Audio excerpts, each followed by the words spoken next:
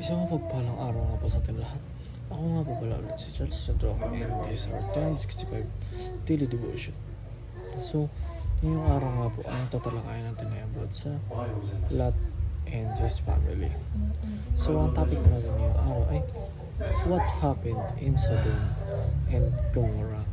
So, ating pag-aaral ngayong araw ay matagpuan sa Genesis chapter 19.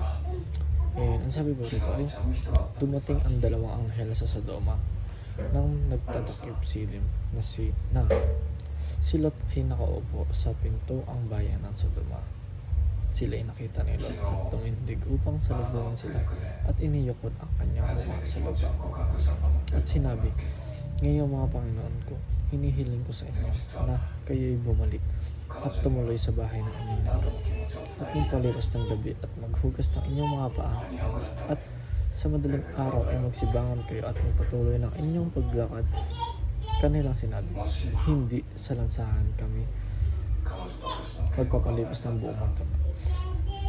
Ngunit kanyang pinilit ng husto kaya't sila'y nagsipasok sa kanyang bahay. Sila'y kanyang ipinaghanda, ipinagluto ng matinapay na walang pangpaalsa at sila ay kumain.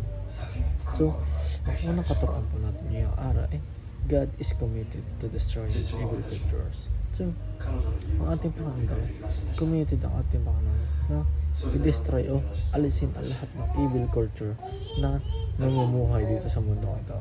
So, kahit na ano man ang mangyayari dito sa mundo ito, meron tayong Panginoon na handa tayong iligtas at siya talaga ay committed upang mailigtas lang tayo sa mga bagay na magagawa ng tao dahil nga merong evil cultures na nang mumuhay sa mundo ito. So, ang pangalawa naman po sa ating katuruan ay God is committed to saving righteous believers. So, yung ating Panginoon naman ay committed rin siya sa save o pagliligtas sa mga righteous na naniniwala sa Kanya. So, kung alam ng ating Panginoon na itong ay righteous na believers na, ay talagang ililigtas niya ito. Hindi siya magdadalawang isip na iligtas ang kanyang tagapagsunod, ang sumasampalataya sa Kanya, dahil nga alam ng ating Panginoon kung ano ang sa Kanya at kung ano ang hindi para sa Kanya. So, ang last naman po sa ating katuruan ay God is committed to forming godly cultures. So, ang ating Panginoon ay, o ang ating Diyos ay committed siya sa pagbuo ng isang godly cultures. Dahil nga dinidestroy niya ang evil cultures, ang ating Diyos din ay committed upang mabuo.